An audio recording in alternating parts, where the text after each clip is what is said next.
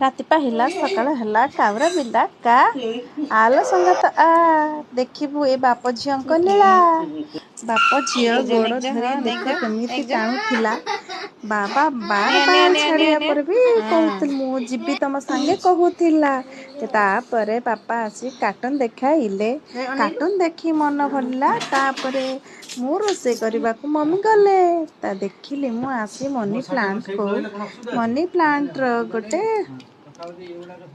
ପଚି ଯାଇଛି ଖଣ୍ଡେ ଡାଳ ଦେଖିଲା ବେଳକୁ ଏପଟରେ ଆସିଲି ମମି କାଟୁଥିଲେ ପରିବା। ମୁଁ ଏଠି ବାଛୁଥିଲି ଶାଗ ଖଇଙ୍ଗା। ବାଛୁଥିଲି ଶାଗ ଏପଟେ ଦେଖିଲି ରାତି ହେଲା ମୋ ଝିଅ କରିଛି ରାଗ। ଚାଲ କାଲିକି ଦେଖିବୁ ଗୋଟେ କରିଛି ତୋ ପାଇଁ ବାଗ। ଝିଅ ହେଲା ଖୁସି ଦେଖିଦେଲା କଡ଼େଇରେ ଚିଲି ପନିର ଯାଇଛି ବସି।